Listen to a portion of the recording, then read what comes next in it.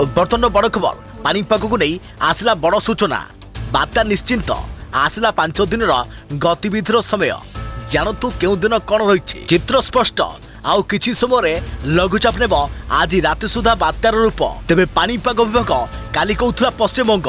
आज कहूची ओडिशा आउ एबे कहूची ओडिशा रे घसी होइजबो बात्या आसंता 3 दिन राज्यर 4 जिल्ला रे प्रबल वर्षा पवन जारी रहिबो 5 दिन सतर्क सूचना जारी एसबु जिले में तुहाकुआ वर्षा पवन। हेलो फ्रेंड्स मु शक्ति आपन देखुंती नरसिम्हा क्रिएशंस पेज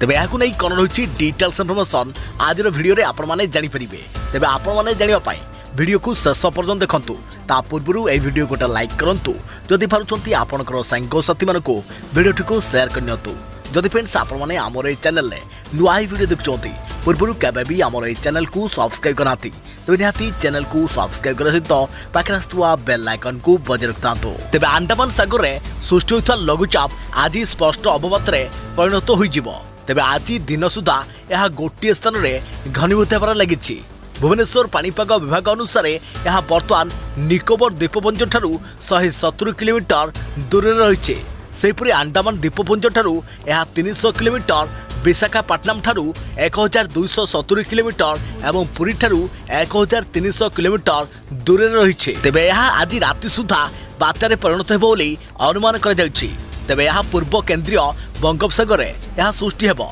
यह 10 तारिख संध्या बेलू आंध्र एवं ओडिशा उपकूल में छुईब बोली पानीपाग विभाग कहिछि। तेबे वर्तमान समय यह ओडिशार केउ जिल्ला रे लैंडफॉल करिवो बा घसी होइजिवो सेने वर्तमान सुधा कोनोसी स्पष्ट सूचना मिली नथिले मध्य यार प्रभाव रे आज ठारू 11 तारिख पर्यंत राज्य में वर्षा संभावना रही तेबे 10 तारिख एवं 11 तारिख रे वर्षा परिमाण बढ़िबो 10 तारिख रे उपकूल ओडिशा सहित गंजाम गजपति एवं पुरी जिले में गोटे दुईटी स्थान रे प्रबल अति प्रबल वर्षा हेबो सेहीपरि 11 तारिख रे उपकूल ओडिशा सहित गंजाम खोर्धा पुरी कटक एवं जगतसिंहपुर जिले में प्रबल वर्षा हेबो तेबे एही समय पवन वेग 100 ରୁ 120 किलोमीटर रही पारे तेबे पवन झटका 120 टोपी पारे बोली बर्तन आकलन रु जना पड़िछि। तेबे एही समय समुद्र अशांत रहिबो एथिपई मत्स्यजीवी को समुद्र भितर को न जा पाई परामर्श रहिछि। मुख्यतः 9,